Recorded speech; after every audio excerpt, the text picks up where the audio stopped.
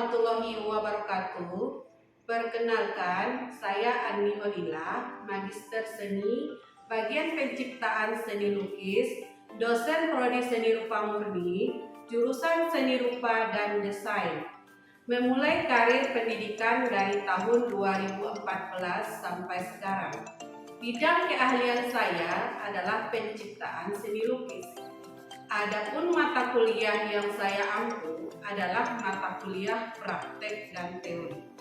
Dari semua mata kuliah yang saya ampu, ada mata kuliah pokok dan yang akan saya paparkan, yaitu mata kuliah anatomi plastis. Mata kuliah ini diampu oleh satu dosen, yaitu saya sendiri, dengan bobot 3 SKS. Dengan semester 1. Deskripsi singkat mata kuliah anatomi plastis adalah mata kuliah yang mempelajari tentang memahami dan mengetahui tentang dasar-dasar anatomi tubuh manusia dengan bagian-bagian rangka, otot, dan struktur tubuh manusia. Capaian mata kuliah ini yaitu mampu menerapkan prinsip-prinsip anatomi dasar, mampu menguasai tentang teori anatomi, mampu menguasai tulang dan otot manusia yang harus digambarkan, dan menguasai perspektif gambar bentuk yang disediakan. Mampu mengerjakan tugas-tugas sesuai yang dianjurkan, mampu menguasai alat dan bahan. Bentuk dan metode pembelajaran yaitu guest method, ceramah, diskusi, tanya jawab, dan tim base project, yaitu hasil karya mereka yang akan dipamerkan. Nah, dalam daftar referensi, mahasiswa bisa membaca atlas anatomi drawing dinamik, dan lain-lain. Dalam pertemuan pertama yaitu kita adakan penjelasan RPS yang sesuai dengan RPS dan kita kesepakatan mengkontrak kuliah materi itu yang akan di dalam pertemuan pertama. Dan pertemuan kedua yaitu praktek menggambar tulang jari kaki, tangan, tulang tangan, tulang rusuk, panggul, tengkorak, tulang tubuh manusia menggunakan pensil dan kertas dengan teknik hitam putih. Pertemuan kelima sampai dengan 7 praktek menggambar bagian otot manusia menggunakan pensil dan kertas. Menggunakan pensil hitam putih juga di atas kertas. Kalau pertemuan ke-8 yaitu kita adakan mid semester. Nah, untuk pertemuan ke-9 praktek menggambar gaya bibir, mata, hidung, telinga, alis, rambut, dan wajah laki-laki dan perempuan. Untuk pertemuan 10 sampai 14 praktek menggambar model laki-laki dan perempuan yang disediakan di depan kawan-kawan dan maupun anak-anak semuanya. Dan pertemuan ke-15 yaitu mahasiswa mempersiapkan pameran di mana mereka harus bekerja sama dengan tim dan bisa membentuk pameran yang layak dan bisa mengelolanya dengan baik. Di pertemuan 16 yaitu ujian semester, itulah hasil dari karya-karya yang dipamerkan oleh anak-anak maupun penilaian yang kita ambil di sini yaitu absensi 5%, kuis 5%, praktek 25%, UTS 30%, UAS 35%. Bagi mahasiswa yang ingin membimbing tentang mata kuliah anatomi plastis di luar dari jam pelajaran, saya selalu terbuka untuk mereka bagi siapa yang ingin belajar lebih giat lagi. Saya lebih senang jika mereka menyempatkan waktu mereka belajar di luar jam mata kuliah. Dan saya tetap menyesuaikan waktu bersama mereka yang ingin belajar. Untuk itu, mari kita saksikan video pembelajaran saya di dalam kelas. Inilah dia.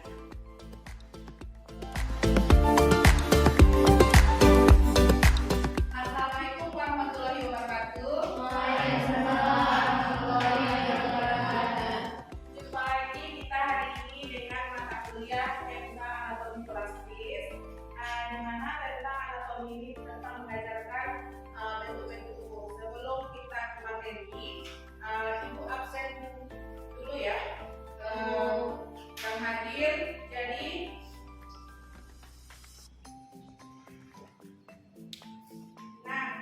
Laura,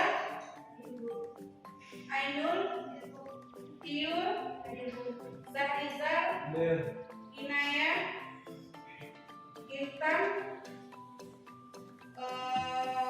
Miskin, belum ya? Oh, ada. Amira, Hadian, nggak datang ya?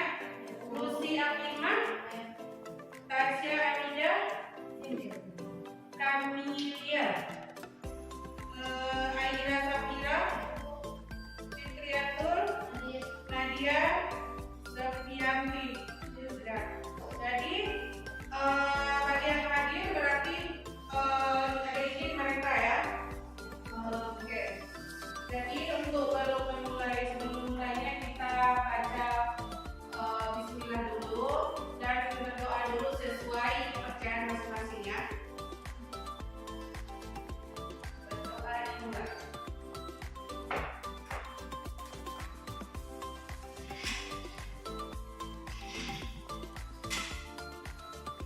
Selesai. Oke, kembali kita ke materi, yaitu tentang anatomi plastis. Udah tahu belum anatomi plastis itu apa? Ada yang tahu? Coba dulu tunjuk tangan. Ada yang tahu nggak? Masa nggak tahu anatomi itu apa? Nggak usah tegang. Nggak usah takut ya. Santai aja. Jadi, apa itu anatomi? Yaitu, apa itu? Nah, ini dia. Pengertian anatomi plastis adalah yang manusia yang dipelajari oleh seniman maupun tanaman kedokteran. Di Perguruan Tinggi se-Indonesia, studi anatomi manusia disebut dengan istilah studi anatomi plastis. Istilah anatomi plastis hingga kini masih digunakan di Indonesia. Sebenarnya ialah apa tuh? Sudah asing ya. Jadi di anatomi itu merupakan yaitu tentang bentuk-bentuk tubuh manusia. Nah, di sini rupa yang dipelajari yaitu organ seperti kerangka tangan, kaki, kepala, pinggul, yaitu otomatis tubuh manusia, proporsi, ada tekstur, ini, ekspresi. Nah, kan berbeda kita dengan kedokteran. Kalau dia kedokteran otomatis dia ngambil kesehatannya, sedangkan kita kalau hanya menggambarkan bentuk tubuhnya, gitu. Kalau orang itu pasti memahami tentang materi, beda lagi dengan kita kalau istilah dalam seni rupa ya. Kita lanjut. Nah, anatomi manusia memiliki tingkat keindahan tinggi, juga kompleksitasnya. Sedikit saja berbeda dalam melukis. Kesalahan mudah kelihatan. Studi anatomi manusia menjadi pelajaran dasar dari seni rupa. Kenapa kita mempelajari dasar itu? Itu untuk gambar model, ya kan? Nanti kan pas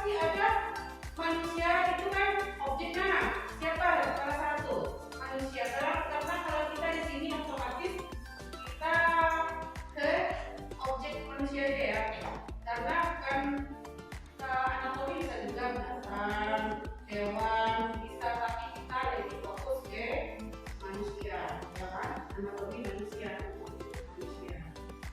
Nah, apa aja di situ lagi?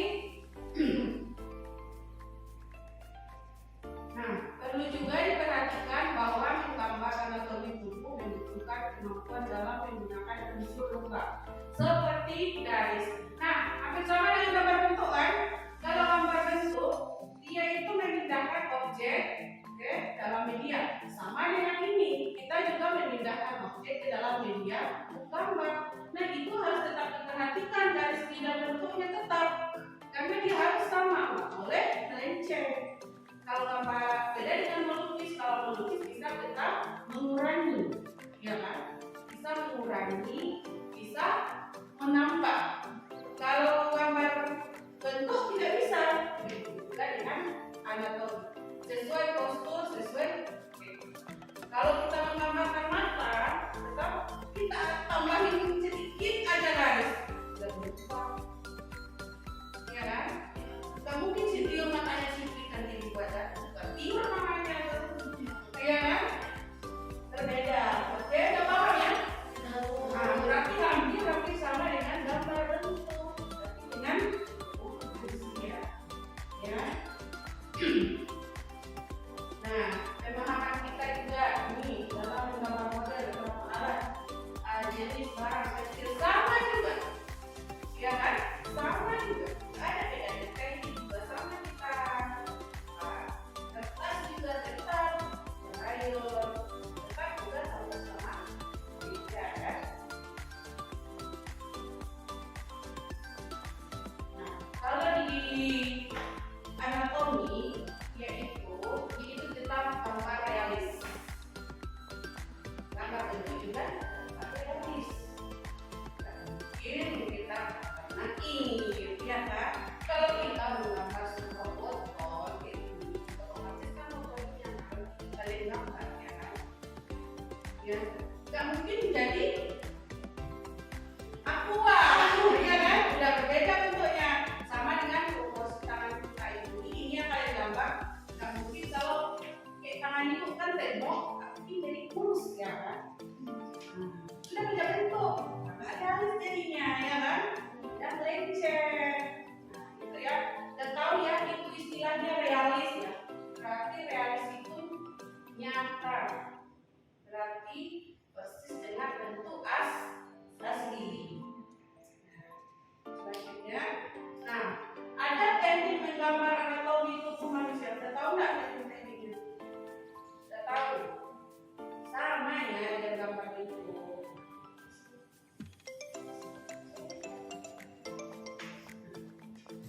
Menggambar anatomi sesuai dengan bentuk objek yang digambar disebut dengan istilah ketepatan bentuk. Perbandingan antara benda yang satu dengan lain disebut dengan istilah ukuran perbandingan atau proporsi. Cara menempatkan benda yang digambar ke dalam bidang gambar disebut dengan pembagian bidang. Pengaturan benda yang akan digambar agar lebih baik komposisinya dalam bidang gambar disebut dengan komposisi. Nah, nggak ada beda dengan gambar bentuk kan? Dia ada komposisi bidang. Inilah penjelasannya. Nggak paham ya sampai situ? Paham? Udah hampir sama ya dengan gambar bentuk. Gambar bentuk kan ada bisa dilalui ya kan? Hampir sama tekniknya dengan anatomi plastis. Nah, ini prinsipnya ya. Nah, apa aja prinsipnya? Tadi sudah teknik. Ini prinsip tadi. Berarti ada prinsipnya ya kan? Itu perspektif bisa gambar porsinya, komposisi hampir sama. Ya kan? Hampir. Medium size.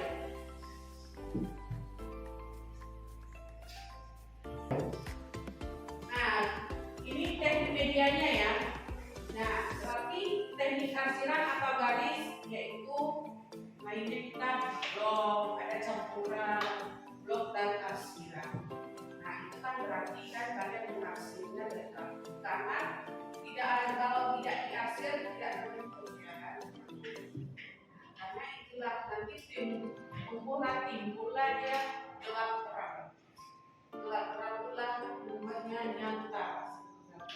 Kalau tidak ada gelap terang, kan nggak nyata. Yang membuat gampang tuh hidup itu karena adanya gelap terang tadi ya kan? Paham ya? Nah, ini contohnya ya. Ini apa? Tulang pipa. Jadi tugas kalian nanti kita buat adalah tulang pipa. Ya, itu yang akan kalian gambarkan ke media kertas. Teknik hitam putih. Nah, ini kan bagian tulang manusia. Kalau di kedokteran dia akan mengajarkan ini fungsinya apa. Tidak, kita hanya menggambar saja. Apakah bisa membuat sebuah tulang pipa? Lanjut ya.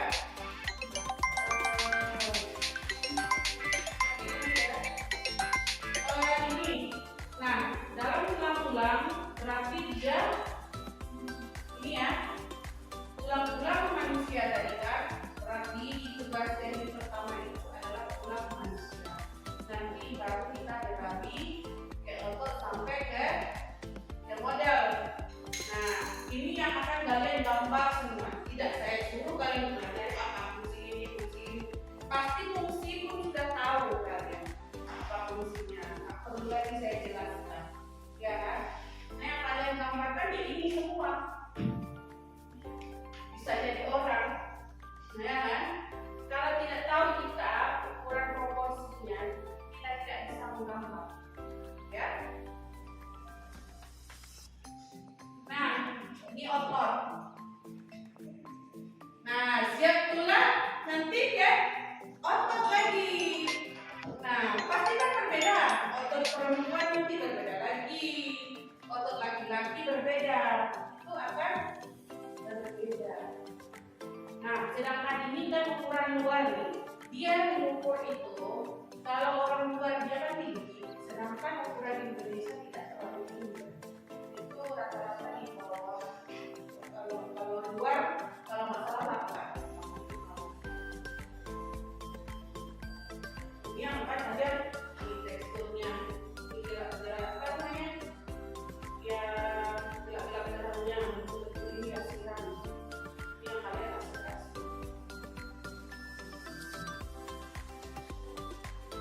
Paham nggak sampai itu?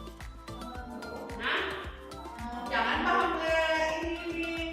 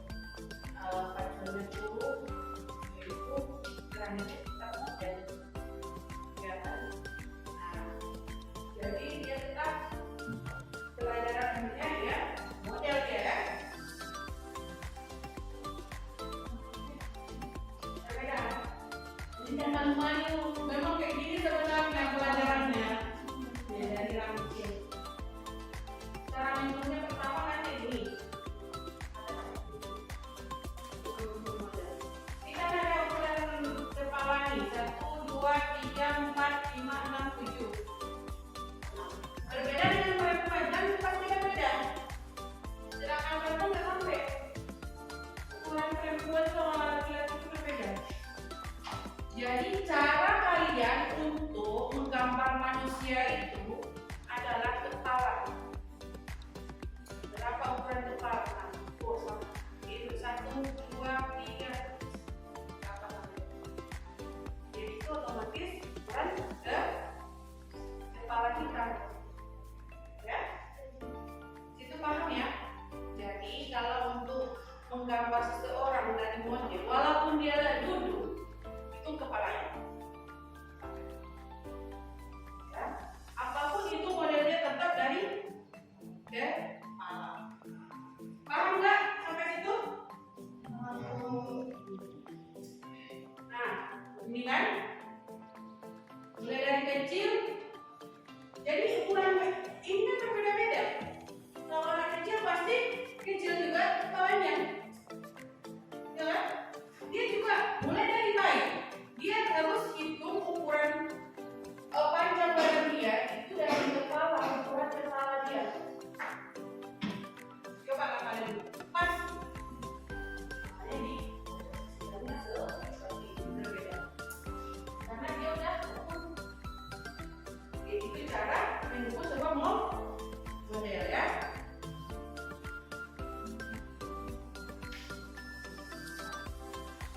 Balik. Nanti kan mau ke sini ya. 1, 2, 3, 4. Sama kan? Walaupun ini mana model tetap kepala. Paham ya? Ada yang ingin bertanya? Sampai situ? Kira-kira paham nggak? Nanti jangan indah-indah aja. Dia mau jadi model, mau digambarkan. Oh, dia bisa nanti itu. Nah, sampai situ ada yang paham nggak? Ada yang mau bertanya? Tanya. Nah, jangan kayak orang. Kalau bertanya nggak jadi.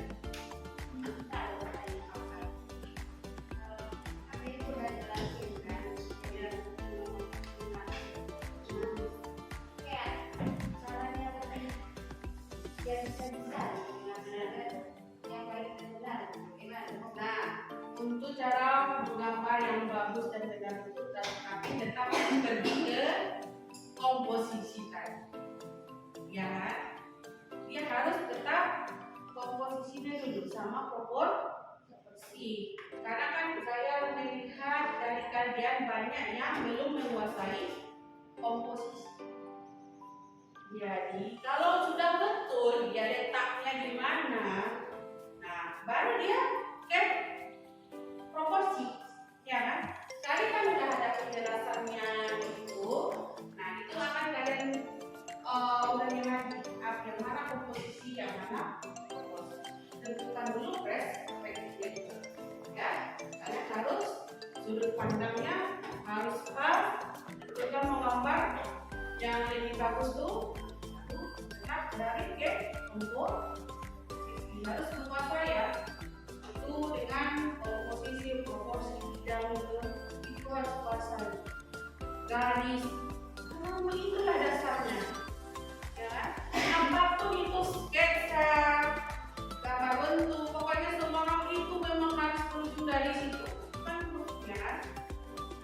Harus menguasai garis itu. Paham ya? Bagaimana? Siap itu praktek lagi kita. Masih ada yang bertanya nggak? Kalau nggak ada, ya berarti kita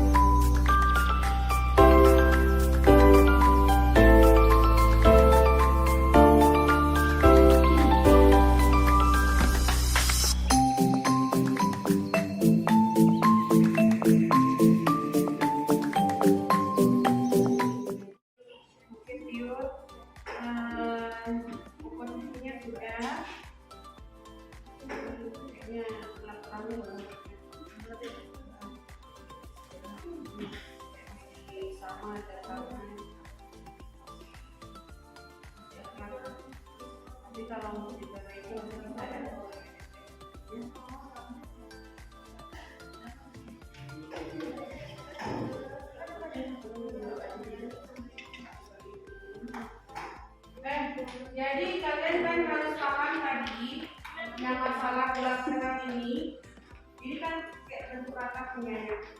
Jadi gelapnya belum terlalu nampak ya. Gelapnya belum terlalu ini.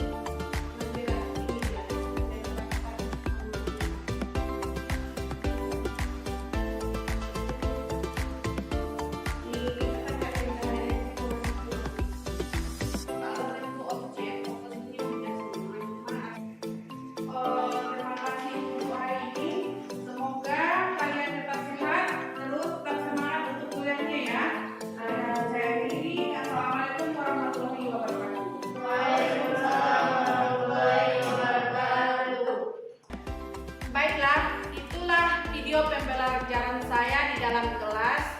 Semoga bermanfaat untuk kedepannya, dan saya berharap mahasiswa tetap semangat belajar dan sukses untuk menggapai cita-citanya. Assalamualaikum warahmatullahi wabarakatuh.